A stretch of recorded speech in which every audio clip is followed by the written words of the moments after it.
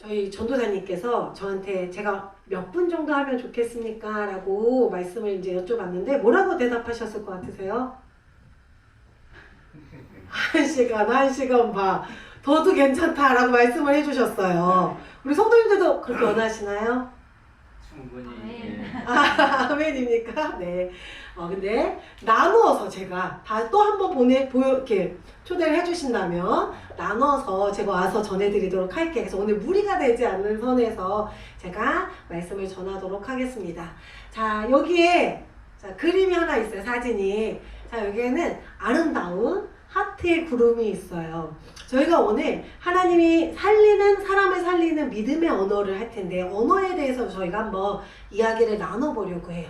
자, 이 그림 차갑게 보이시나요? 좀 따뜻하게 보이시나요?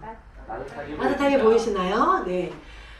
성도님들이 혹시 일주일 동안 살아가시면서 아니면 내가 이렇게 오늘날까지 살아가시면서 나한테 되게 따뜻했던 말이 있다라고 생각되는 거 있으신가요?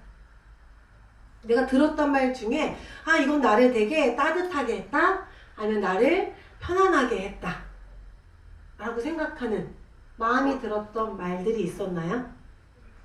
오, 네, 누가 네라고 하신 것 같은데. 네, 우리 성도님 제가 이렇게 여쭤봐도 괜찮죠? 네. 자, 어떤 말? 예쁘다고 말씀해 우리 사모님이 와, 남성들은 모르시죠. 예쁘다, 아름답다, 예뻐졌다 이런 얘기를 들으면 참 행복해요. 그래서 하나님께 감사하게 돼요. 내가 얼굴이 진짜 예쁜 건 아니지만 내 얼굴에서 하나님이 아름다운 빛을 허락하심에 참 감사할 때가 있어요. 우리 옆에 분에게 한번 얘기해 볼까요? 멋있으십니다. 예쁘십니다. 아름다우십니다. 한번 얘기 나눠볼까요? 네, 또 어떤 말이 또 우리 마음을 따뜻하게 하고 힘을 나게 하셨나요? 네. 오늘 우리 교회 갔는데 네, 우리 집사님이 네, 성가대로 하시는 분인데 네, 모처럼 만에 만났어요. 네. 그랬더니 왜 이렇게 젊어졌냐고. 어느 분이, 예전에? 예. 네. 그렇게 해서 아주 너무 좋았어요. 왜 이렇게 젊어졌냐? 비결은? 점점 더 젊어진다고. 점점 더 젊어진다. 이 말의 젊어질 수 있는 비결은 뭘까요? 내가 항상 하나님의 자녀로 하나님께 내 모든 것들을 하나님 앞에 보여드리며 살기 때문에 또 우리가 젊어지지 않나라는 생각이 들어요. 자, 그럼 하나 더. 저는 어느 때 마음이 따뜻했냐면 이런 말이야. 어떤 분이 저한테 잠깐만요. 이게 전으로 가려면 어떻게 해야 되죠? 이건가 봐요. 저는 어떤 말이었냐면 저한테 항상 기도하고 있습니다. 기도하고 있습니다. 하나님이 생각나게 하셔서 기도드렸습니다 라는 말을 들으면 그 어느 것보다도 귀한 선물을 받은 것 같은 마음이 들어요. 자, 두 번째는 이게 불규칙한 심장박동이죠. 내가 너무나 불안하고 내가 많이 걱정하고 또 때로는 내가 막 화가 날 때가 있지 않나요? 그럴 때는 어떤 말을 들으면 좀 화가 나시나요? 우리 성도님들 어떤 말을 들으면 화가 나시나요? 네가 뭔데?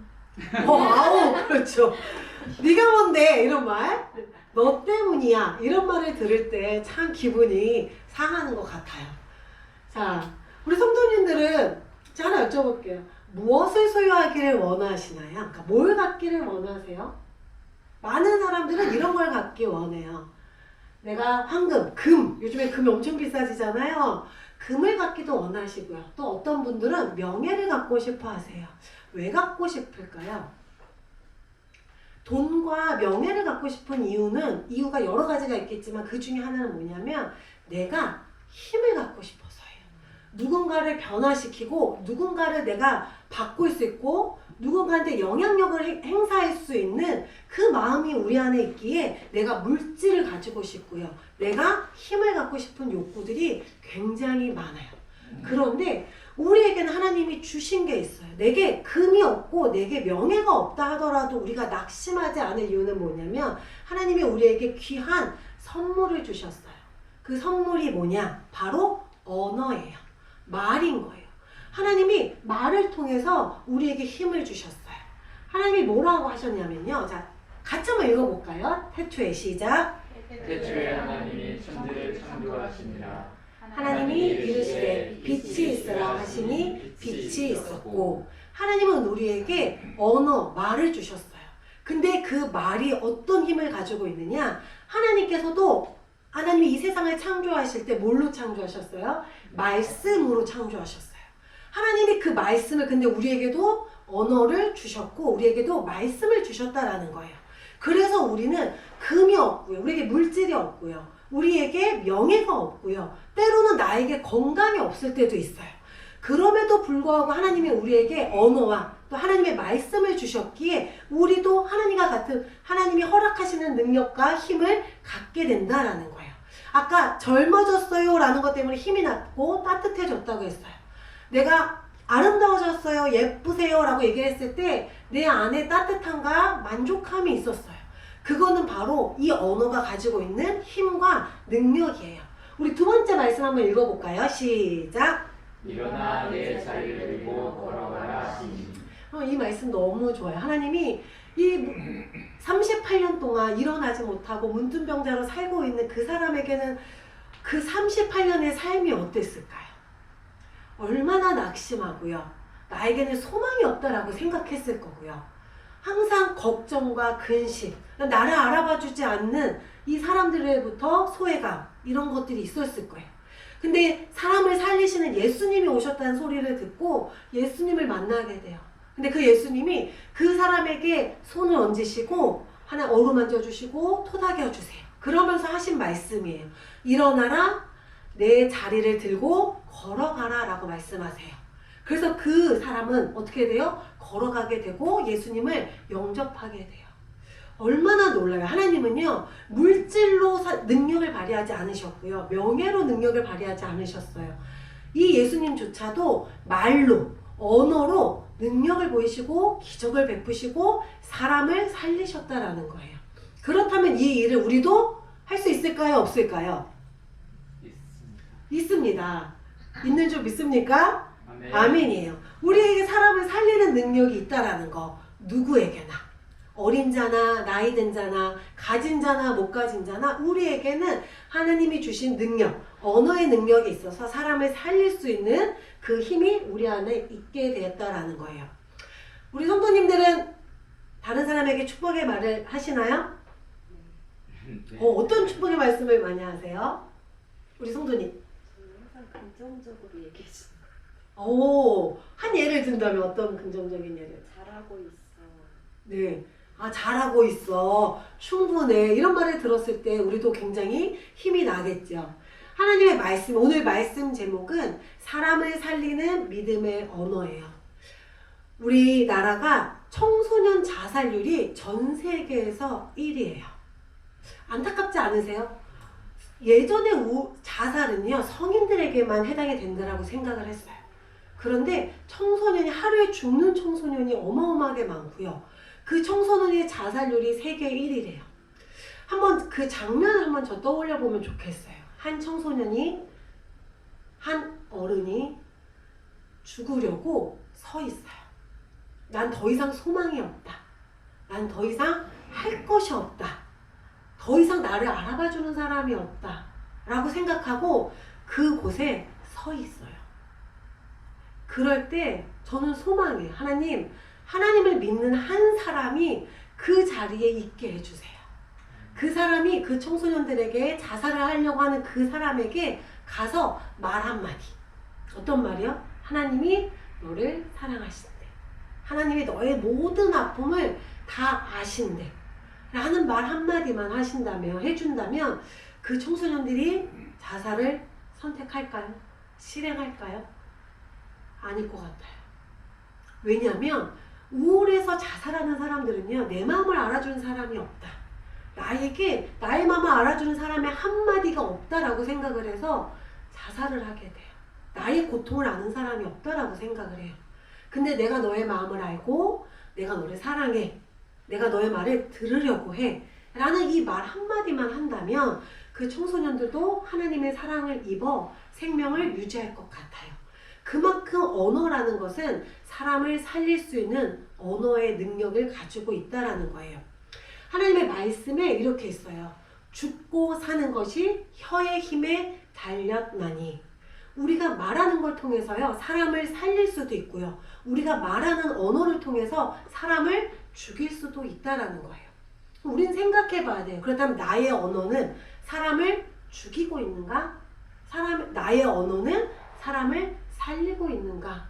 라는 거를 봐야 된다라는 거예요. 저희가 전도하는 거 쉬운가요? 어려운가요? 진짜 어렵죠. 요즘 시대에는 전도하기가 더 어려운 것 같아요. 그런데 전도하기 어려운데 한 영혼이 교회로 와요. 그런데 그 영혼이 떠나요. 자꾸 떠나요. 왜요? 교회가 싫다고. 교회에서 상처받는다고 떠나요. 뭘로 상처받을까요? 사람의 말이요. 그 성도들의 말로 상처를 받아서 떠나가는 사람들이 너무나 많아요. 저도 교회 사모로 있고, 제가 이제 교회 천안에 가서 사역을 한 지 지금 10년째인데, 저도 처음에 이렇게, 이거보다 더 적었던 것 같아요, 인원수가. 적은 인원수의 성도님들과 같이 이제 교회를 세우고 예배를 드리기 시작하는데, 한 분이 오는 게 너무나 저는 귀한 거예요, 사모 입장에서. 목사 입장에서 한 사람이 정말 천하보다 더 귀하다라는 게 개척교회 할 때는 정말 느껴지는 것 같아요. 그래서 한 분을 섬기고 한 분이 우리 교회 안에 잘 적응할 수 있도록, 정착할 수 있도록 무진장 노력을 많이 해요. 그런데 정착하면 할수록 어떻게 될까요? 떠나가는 거예요. 너무나 마음이 아파요. 근데 떠나가는 이유가 그거였어요. 저 성도가 나를 보고 웃지 않는다. 저 성도가 나를 보고 맞이하지 않는다. 뭔가 일을 할 때 비난한다. 불평한다. 이런 것 때문에 상처를 받아서 떠나는 경우가 많아요. 그렇다면 그 교회 안에는 죽이는 혀의 힘, 혀가 있다라는 거예요. 그래서 저는 우리 성도님들께, 우리 목사님과 사모님이 얼마나 성도님들을 위해서 기도하고 교회를 세우기 위해 애쓰시겠어요. 우리가 해야 될 일은 뭐냐면, 살리는 언어가 이 섬기는 교회 안에 충만하도록 해야 되는 것이 우리 성도들의 사명이지 않을까라는 생각이 들어요. 하나님이 분명히 말씀하셨어요. 죽고 사는 것이 혀의 힘에 달려있다. 그렇다면 이 교회가 죽고 사는 것도 하나님의 힘에 달려있고, 그러기 위해서 우리가 하나님의 말씀과 희망의 말씀을 전해야 된다라는 거예요. 하나님께서 이렇게 말씀하셨어요. 내 안에 사람을 자꾸 살리지 않고 죽이는 언어가 있다라고 한다면 하나님이 뭐라고 얘기하셨냐면, 이는 마음에 가득한 것을 입으로 말함이라. 내가 죽이는 언어를 하고 있다. 나로 인해서 뭔가 성도가 힘들어하고 내 가족이, 나와 함께 일하는 사람들이 뭔가 힘들어하고 있다라고 한다면 생각해 봐야 돼요. 뭘 생각해 보냐면, 내 안에 가득한 것이 무엇인가? 내 안에 사랑이 가득하다. 내 안에 화평이 가득하다라고 한다면 내 입에서 나오는 말은 사람을 살리는 언어가 될 수 있고요. 내 안에 교만함과 내 안에 욕심이 가득하다라고 한다면 내 입에서 나오는 말은 사람을 낙심시키고 죽이는 언어가 될 수 있다라는 거예요. 그래서 오늘은 우리가 내 말에는 어떤 것들이 있는지에 대해서 한번 살펴보고, 나는 어떤 유형의 사람인지에 대해서 한번 생각해 보도록 할게요. 우리가 많은 사람과 이야기를 하죠. 목사님과도 이야기를 나누고, 사모님과도 이야기를 나누시고, 또 성도님들 간의 이야기를 나누시고, 가정 안에서 자녀와 그다음에 배우자와 이야기를 나누기도 하고, 내가 일하는 곳에서 알고 있는 사람들과 이야기를 나누기도 해요. 우리가 소통, 대화라고 이야기를 해요. 자, 근데 소통이 무엇일까요? 소통은요, 이거예요. 해결이 아닌 타인의 관점을 이해하고 연결되어 하나 되는 것이 소통이에요. 근데 많은 사람들은 대화를 어떻게 하냐면, 다른 사람들의 마음을 관점에서 이해하고 연결되어 하나 되기보다는 내 생각을 다른 사람이 받아들일 수 있도록, 그리고 다른 사람을 소통을 통해서 변화시키려고 하는 수단으로 쓰다 보니까 어떻게 되냐면 화가 굉장히 많이 나게 돼요. 그래서 이런 말 많이 써요. 저 사람과는 대화가 안 돼. 머릿속으로 떠오르는 사람 있으신가요? 저 사람과는 대화가 진짜 안 돼. 또 저 사람과 얘기를 하면 자꾸 화가 나. 그리고 저 사람과 얘기하려고 하면 자꾸 답답해. 이런 마음이 드는 사람이 있으신가요? 머릿속으로 떠올리시나요? 우리가 그럴 때 그 사람을 탓하기보다 한번 생각해 봐야 돼요. 내가 진짜 소통, 대화를 하고 있는지. 여기 볼까요? 여기 하나 자전거. 저거 혹시 본 적 있으세요? 어린 네, 어린이 자전거잖아요. 근데 저거는 어린이가 마음대로 탈 수 없어요. 누가 조정을 해요? 어린이. 그렇죠. 어른이, 엄마, 아빠가 그 뒤에서 이렇게 조정을 해줘요. 그래서 아이는 앞으로 가고 싶은데 조종하는 사람이 오른쪽으로 가면 오른쪽으로 가게 되는 자전거예요. 근데 대화를 이런 수단으로 쓰시는 분들이 있어요. 내가 옳다고 믿는 대로 행동하지 않는 상대를 볼 때 막 화가 나는 거예요. 그 대화가 힘들어지는 거예요. 이건 그 사람의 문제가 아니라 누구의 문제인 거예요? 나의 문제.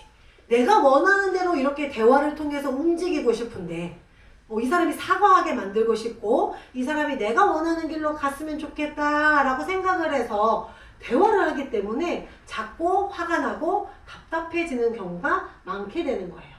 이 사람들의 특징은 내가 옳다고 믿는 것이 정답이라고 생각해요. 그래서 교회 안에서도 가정 안에서도 내가 사회생활을 하는 데 있어서도 어때요? 내가 옳다고 믿는 것을 상대방이 들어주기를 원하는 목표를 가지고 대화를 소통을 하게 된다는 거예요. 그렇기 때문에 내 안에는 하면 할수록 답답함이 생기고 미움이 생길 수도 있다라는 거죠. 그래서 상대의 문제가 아니라 내가 대화를 잘못 알고 있는 경우가 있기 때문에 내가 화가 나고 답답함을 느낄 수 있다는 거예요. 자, 여기 한 사람이 있어요. 저희가 이제 대화 유형에 대해서 한번 볼 텐데 이분은 가족 상담을 연구하신 분이에요. 근데 이분이 사티어인데 이분이 가족 간에 갈등이 생겨났을 때 어떻게 대화하는지를 바탕으로 유형을 나눴어요. 그래서 저희도 한번 유형을 들으면서 나는 교회 안에서 성도들 안에서 그다음에 내가 가정 안에서 어떤 유형으로 내가 소통하고 있는지 한번 살펴보시면 좋을 것 같아요. 자, 사티어는 갈등 상황일 때, 그러니까 스트레스가 있을 때 내가 어떻게 대화를 하는지를 나눈 거예요. 근데 이 나누는 기준은 뭐냐면 자, 자기, 나 자신, 그 다음에 타인, 그 다음에 상황, 그러니까 공동체를 말하는 거예요. 그리고 어떤 상황, 이것 중에서 어떤 것을 중요시 여기느냐에 따라서 이 대화의 유형을 나누게 된 거예요. 근데 이것을 저희가 좀 기독교적인 관점으로 한번 같이 살펴보도록 할게요. 자, 첫 번째는 회유형이에요. 들으시면서 나는 어떤 유형에 조금 속하는 사람인가 라고 좀 생각을 해보시면 좋을 것 같아요. 자, 회유형에 있는 사람 그림을 한번 볼까요? 그림을 보니까 어떤 포즈예요? 나, 타인, 상황 중에서 어떤 것을 중요시 여기는 사람일까요? 네, 회유형은 타인과 상황을 굉장히 중요시 여겨요.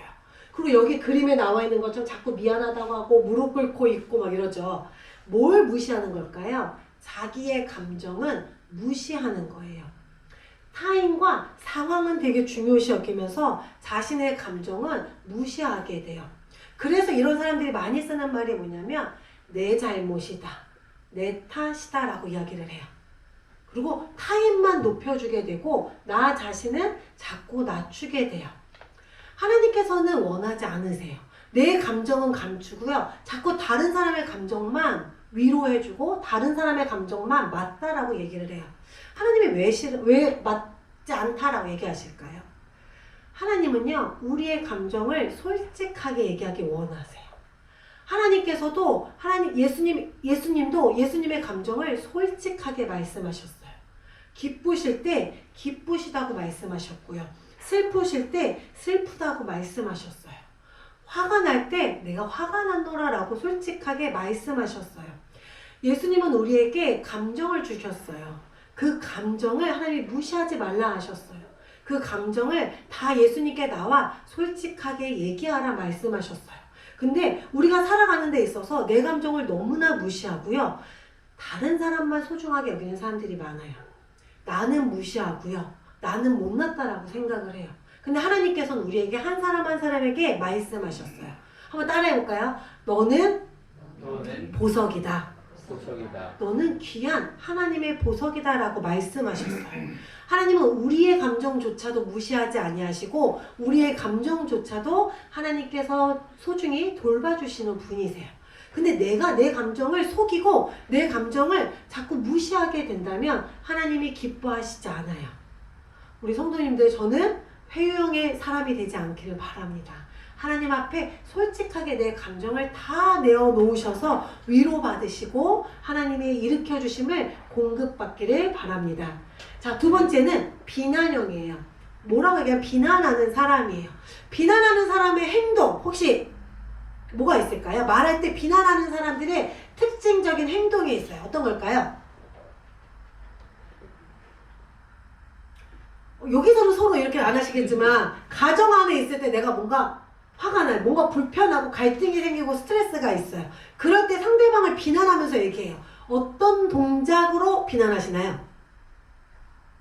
맞아요. 다 이거예요. 우리 점점 젊어지는 성도님 얘기하셨어요. 다 이렇게 얘기해요. 비난해요. 뭐라고 할까요? 너 때문이야. 너 잘못이야. 라고 이야기를 하게 되죠. 그리고 그래서 이 사람들은 자신만 소중하고요. 타인과 상황은 소중히 여기지 않으세요. 혹시 우리 성도님들은 비난의 언어를 쓰고 계신가요?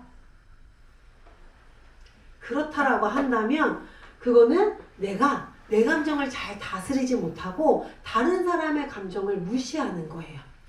아까 봤던 회유형의 사람들, 처음부터 회유형이었을까요? 이 의사소통 유형은요, 가족 안에서의 경험, 그다음에 나의 자존감과 연관이 되어 있어요. 회유형인 사람들은요, 이 비난형인 사람들과의 경험으로 인해서 내가 내 감정을 솔직하게 얘기하지 못해요. 교회 안에서, 가정 안에서, 직장 안에서 내가 비난하는 언어를 쓰는 사람을 만나게 된다면 그 사람은 자신의 감정을 표현하지 못하는 회유형의 사람이 된다라는 거예요. 하나님은 보석이다, 보석이다라고 말씀하시는데도 자기가 보석인지 모르고 항상 죄송해요, 잘못했어요, 내 탓이에요 라고만 외치게 돼요.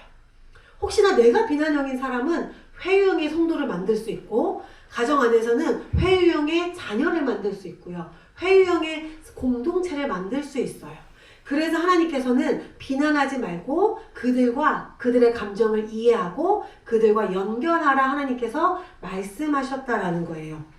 자, 세 번째는 산만형이에요. 옆에 가로 한번 읽어볼까요? 시작.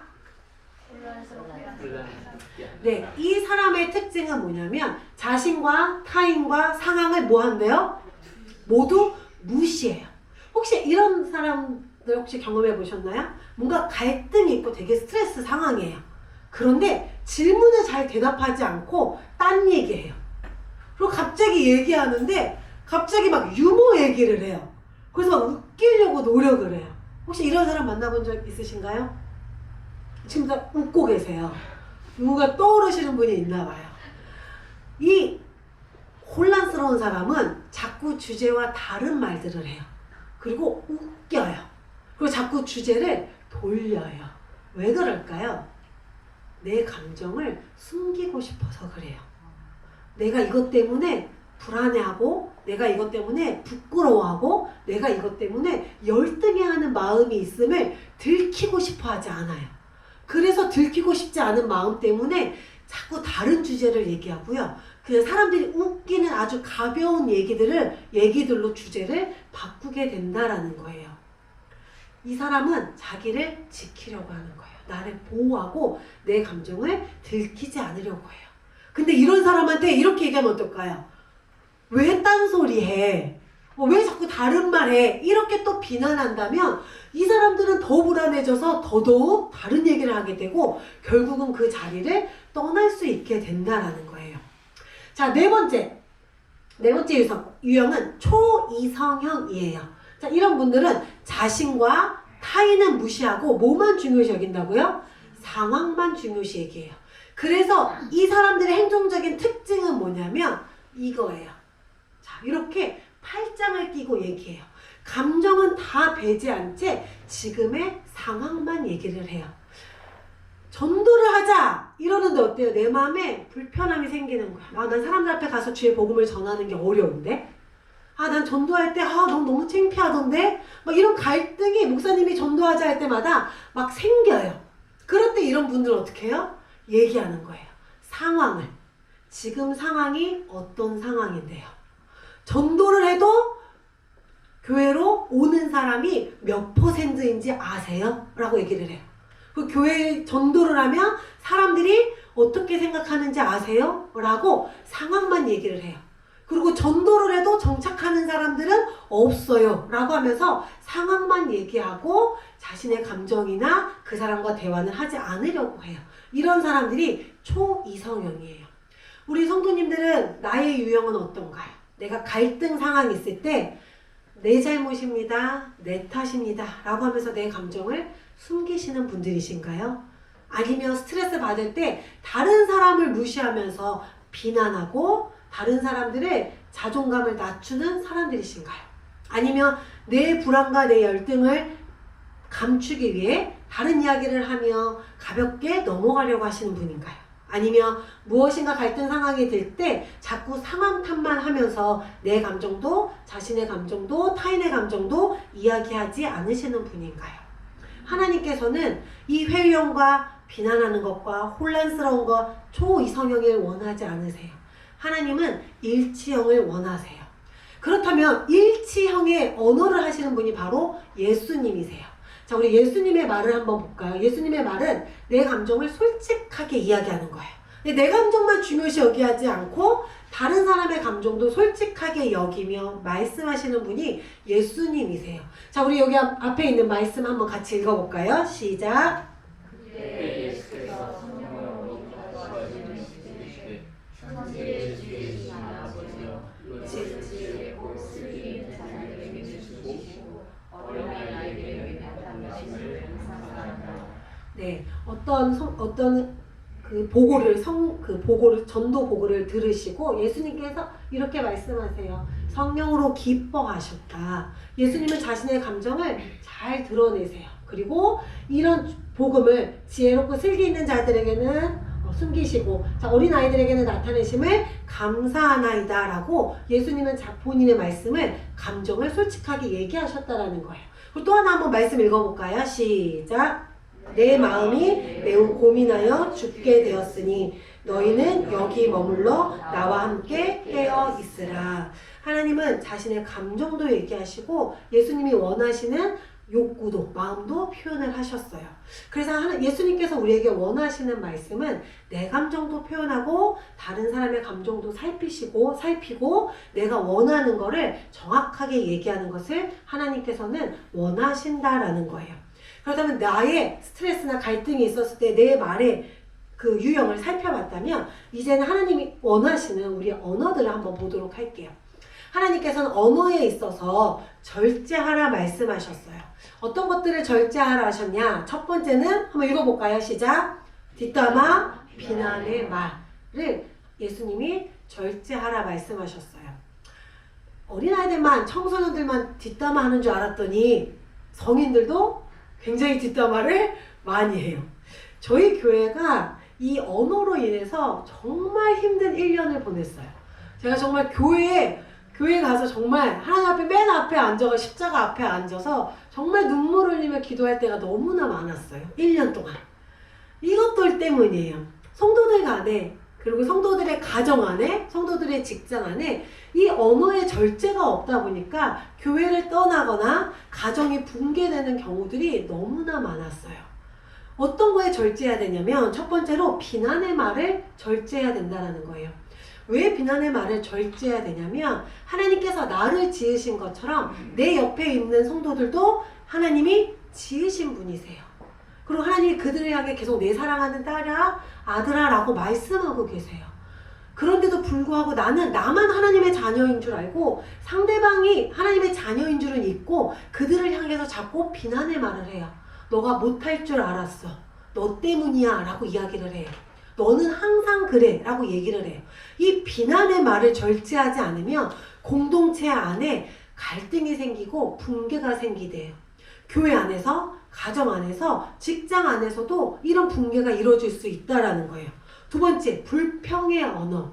내가 하나님이 내가 기도하는 대로 응답하신다 말씀하셨음에도 불구하고 내 입에는 자꾸 불평의 언어가 나와요. 우리 아까 맨 처음에 봤던 거 내 귀에 들린 대로 이루시리라 말씀하셨어요. 하나님의 말씀 믿으시나요? 네. 정말 우리가 하나님의 말씀을 통해서 힘도 나지만 우리가 두려워도 해야 돼요. 하나님이 내 귀에 들리는 대로 이루신다 말씀하셨음에도 불구하고 내 말에 상대방에 대한 저주가 있고요. 내 말에 불만이 쏟아지고요. 불평이 쏟아져요. 제일 많이 하는 말. 죽겠어. 죽고 싶어. 하나님이 내 옆에서 다 들으시는데도 불구하고 내 입에서 불평과 비난의 말이 끊이지 않아요. 내 옆에서 다 들으시는데도 불구하고요. 하나님께서 내 감정을 쏟아내는 건 하나님을 기뻐하세요. 왜냐? 우리를 위로하시고 그 감정으로부터 헤어나오게 해주실 거기 때문이에요.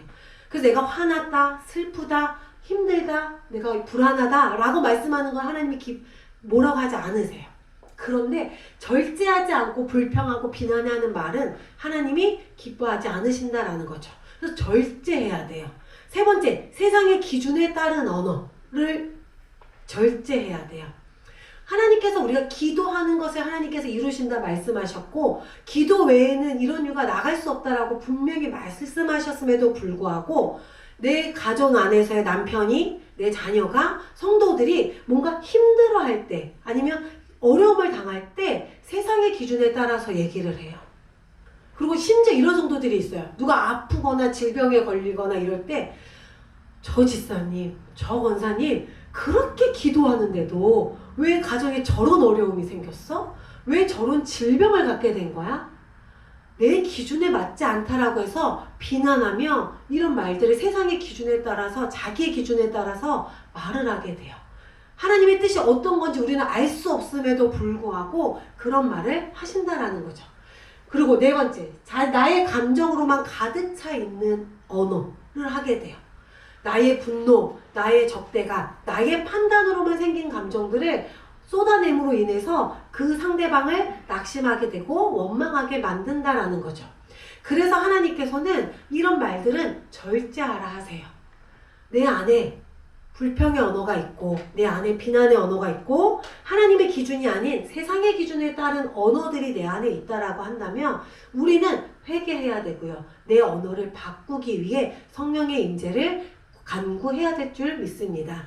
그렇다면 어떤 말들은 요 말씀 한번 읽어볼까요? 첫 번째 시작. 말이 많으면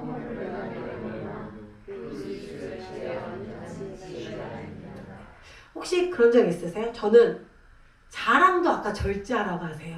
때로는 우리가 하나님께 받은 은혜가 있기 때문에 그 간증으로 성도들에게 이야기하기도 해요. 근데 그것이 어떻게 해요? 너무 많아지면 어떻게 돼요? 내 자랑이 될 수 있다라는 거. 그래서 하나님이 말이 많으면 허물을 면하기 어렵다. 근데 그 입술을 제어하는 자는 지혜가 있느니라 라고 말씀하세요. 그래서 우리가 자랑도 절제해야 된다라는 거죠. 자, 두 번째 한번 읽어볼까요? 시작. 여호와의 말씀에 내 삶을 두고 맹세하노라. 너희 말이 내 귀에 들린 대로 내가 너희에게 행하리니. 이 말씀을 믿으신다면 나는 매일매일 어떤 말을 심고 있는지 한번 생각해 보시면 좋겠어요. 축복의 말, 힘의 말들을 한다라고 한다면 하나님께서는 그걸 다 들으시고 그 들린 대로 하나님께서 이루신다라고 하셨어요. 그래서 우리는 나의 자랑은 절제해야 되고요. 나의 비난하는 말도 절제해야 되고 불평도 절제해야 돼요. 우리가 믿음의 삶을 사는데도 불구하고 은혜를 받고 집으로 돌아가서 불평과 비난의 말을 쏟는 사람들이 있어요. 직장에 가서 불평과 비난의 말을 쏟는 사람들이 있어요. 이들의 언어를 통해서 하나님의 사랑을 느낄 수 있을까요? 느낄 수 없다라는 거예요. 그래서 내가 받은 은혜대로 하나님 사람들한테 가서 가정에 가서 비난의 말이 아닌 하나님 사람을 살리는 언어를 해야 돼요. 그 사람을 살리는 언어는 어떤 거냐? 자, 첫 번째가 뭘까요? 축복의 언어예요. 축복하시며 살고 있으신가요? 하나님이 너를 지켜주실 거야. 하나님께서 너를 일으키실 거야. 하나님이 너를 통한 계획이 있을 거야. 라는 그 축복의 언어를 했을 때 그 소리를 듣는 사람은 뭘 느낄까요? 하나님의 일하심을 느끼게 되고 알게 되고 경험하게 돼요. 하나님 이루신다 말씀하셨거든요. 우리 옆에 분들에게 축복의 말 한마디만 해볼까요? 축복의 언어. 축복합니다 라고 한번 우리 얘기해 봅시다. 네. 중요한 게 있어요. 언어는요, 이 말만이 아니에요. 표현이에요. 근데 그냥 축복합니다 이러면 이거는 뭘로 들릴까요? 축복의 언어로 들릴까요? 그렇지 않아요. 자, 사랑의 언어로 표현을 다시 해볼 텐데, 웃으시고 이렇게 좀 이렇게 손도 잡아주시고 어깨도 한번 이렇게 토닥여 주시면서 축복합니다 라고 한번 우리 얘기해 볼까요? 시작. 축복합니다. 네, 축복합니다. 네. 자, 두 번째, 사랑을 살리는 언어를 해야 돼요. 그리고 축복의 언어. 특히 사랑의 언어는 하나님이 우리에게 늘 하시잖아요. 이 성경의 말씀의 모든 것들을 보면 사랑의 언어예요. 우리 성도님들이 좋아하는 말씀이신가요? 이 말씀 있으시죠? 어떤 말씀을 드리냐면, 나는 너와 늘 함께함이라. 내가 세상 끝날까지 너와 함께함이라. 얼마나 귀한 사랑의 언어이고 축복의 언어예요. 그리고 하나님이 이렇게 얘기하세요. 내가 두려워하는 것도 아시고 넌 두려워하지 말라. 내가 너를 도와주리라 말씀하세요. 여러분 주변에 힘들어한 분이 있나요? 이럴 때 세상의 기준으로 얘기하지 마세요. 다 어려워 라고 얘기하지 마세요. 왜냐? 하나님 기뻐하지 않으세요. 우리 하나님은 우리가 어떤 언어를 듣든지 어떤 언어를 말하든지 하나님의 마음으로 듣기를 원하세요.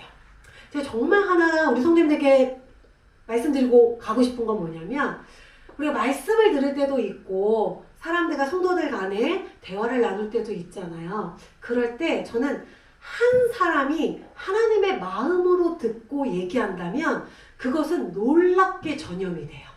그래서 그 교회가 살아나게 되고요. 그 가정이 살아나게 돼요. 그 한 사람만 있으면 돼요. 하나님이 나에게 고난을 주실 때도 있고 기쁨을 주실 때도 있어요. 그럴 때 한 사람이 하나님의 마음으로 해석하는 거예요.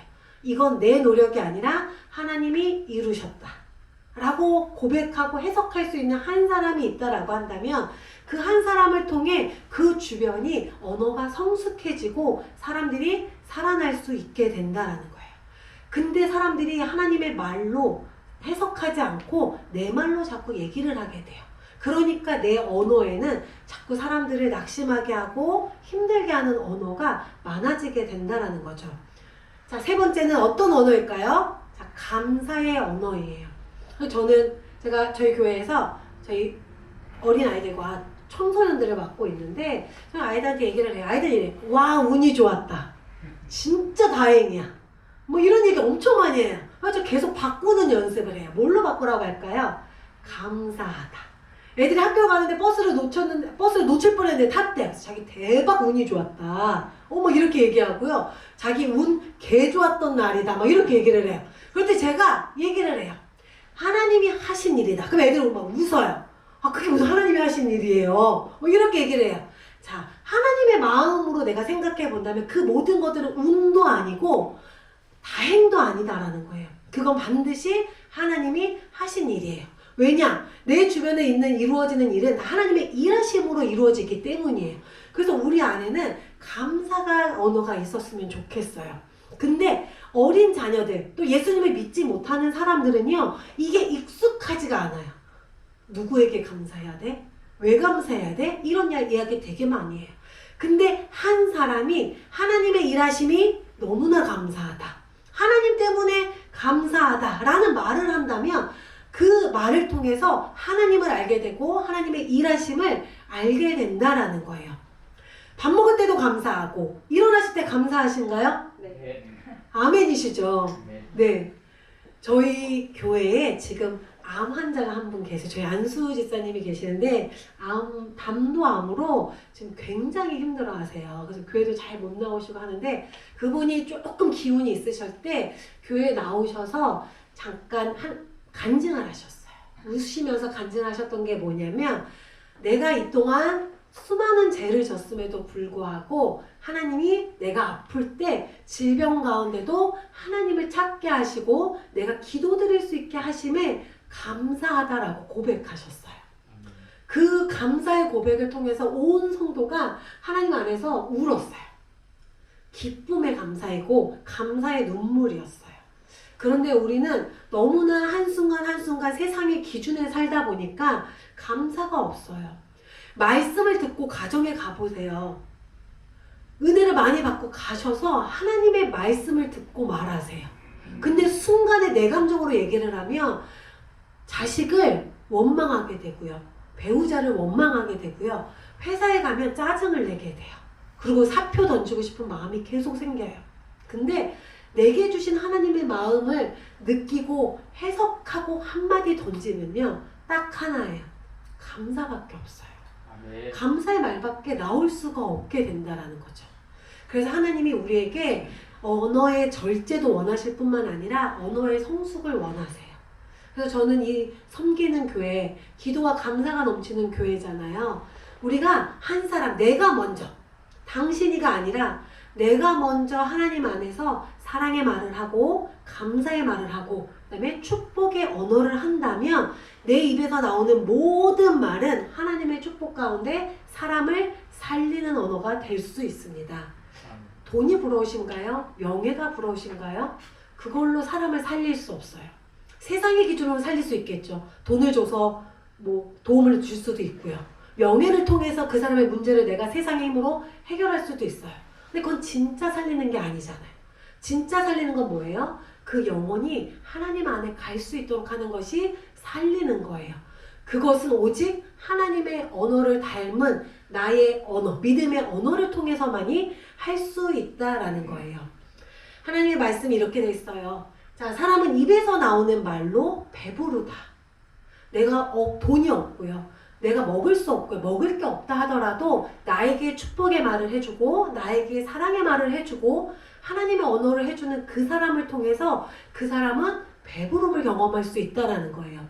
죽고 사는 것이 혀의 힘에 달렸다.